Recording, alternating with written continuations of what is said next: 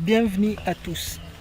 Alors, une fois qu'on est parvenu à accéder à notre base de données et puis récupérer déjà les résultats, nous allons travailler pour qu'ils puissent avoir vraiment la présentation convenable. Alors, déjà, nous avons vu que cette partie ici a été commentée. Nous allons nous en servir de la structure qu'on a déjà pu mettre en place. Je copie cet élément parce qu'il s'agit de la zone qui va être générée dynamiquement. Là, je vais simplement la copier pour la générer cette fois-ci dynamiquement. Je la copie et je viens au niveau des échos. Alors, au niveau d'écho, j'enlève tout ce qui est donné, je mets des guillemets. À l'intérieur, je vais coller les tout. Une fois que j'ai collé, j'essaye quand même de mettre de l'indentation pour qu'il soit beaucoup plus lisible. Je mets de l'indentation comme avant. Question simplement d'arranger, d'agencer les choses. Voilà. Alors, qu'est-ce que je vais faire? Nous avons vu qu'on a récupéré les titres, on a récupéré la source de l'image, on a également récupéré la description. Les textes qu'on avait introduits de manière statique, on va les remplacer par le texte généré au niveau de la base de données. Je commence au niveau du titre. Déjà, je l'enlève et je mets les guillemets. Voilà. Je vais mettre le point pour concaténer.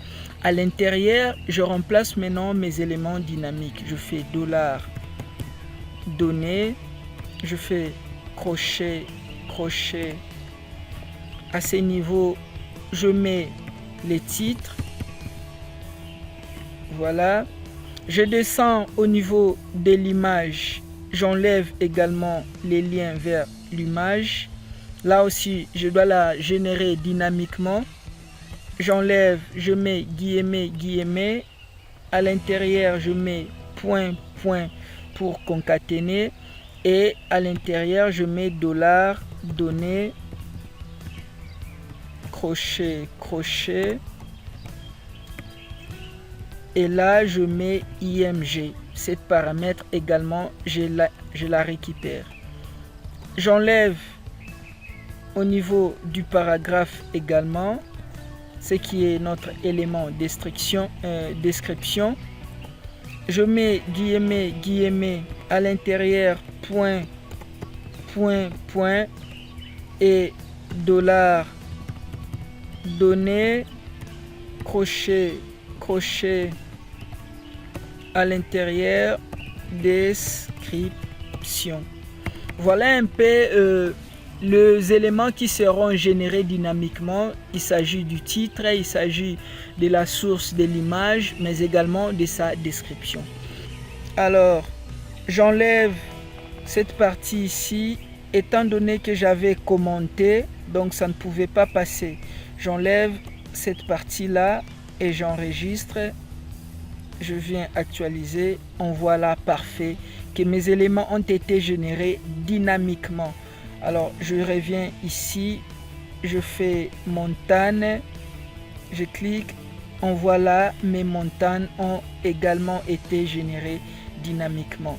Donc on voit clairement comment est-ce qu'on est passé d'un site web qui était purement statique et là on commence à générer les forêts, les montagnes de manière dynamique.